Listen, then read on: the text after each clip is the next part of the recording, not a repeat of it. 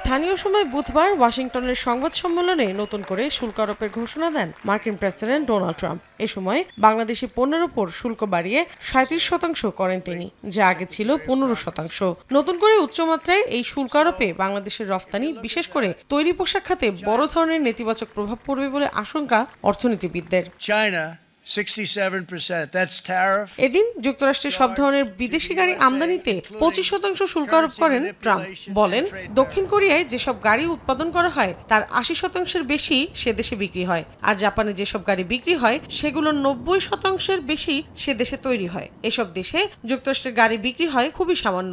মোটরযানের ওপর 25% শুল্ক আরোপের সিদ্ধান্ত বুধবার মধ্যরাত থেকেই কার্যকর হবে বলে জানান তিনি। ট্রাম্পের এই সিদ্ধান্তে 26% শুল্ক আরোপ করা হয়েছে ভারতীয় পণ্যের ওপর, পাকিস্তানের ওপর 29 আর চীনের ওপর 34% শুল্ক আরোপের ঘোষণা করা হয় বলে জানিয়েছে বিভিন্ন গণমাধ্যম। এছাড়া ইউরোপীয় ইউনিয়নের পণ্যে 20, ভিয়েতনামের ওপর 46, শ্রীলঙ্কার পণ্যে 44, তাইওয়ানে 32, মালয়েশিয়ার পণ্যে 24, মিত্রদেশ ইসরায়েলের পণ্যে 17%, যুক্তরাজ্যের পণ্যে 10% শুল্ক আরোপ করেন ডোনাল্ড ট্রাম্প।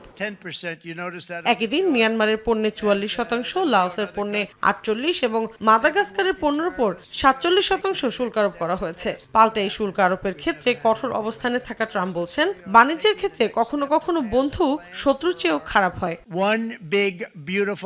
এদিকে দিনটিকে যুক্তরাষ্ট্রের অর্থনৈতিক স্বাধীনতা দিবস বলে অভিহিত করেন ডোনাল্ড ট্রাম্প। নতুন শুল্ক আরোপকে তিনি যুক্তরাষ্ট্রের অর্থনৈতিক স্বাধীনতা হিসেবে উল্লেখ করেন। বলেন, এই দিনের জন্য যুক্তরাষ্ট্র দীর্ঘ সময় ধরে অপেক্ষা করছে। মৌসুমীর সাথী, সময় সংবাদ।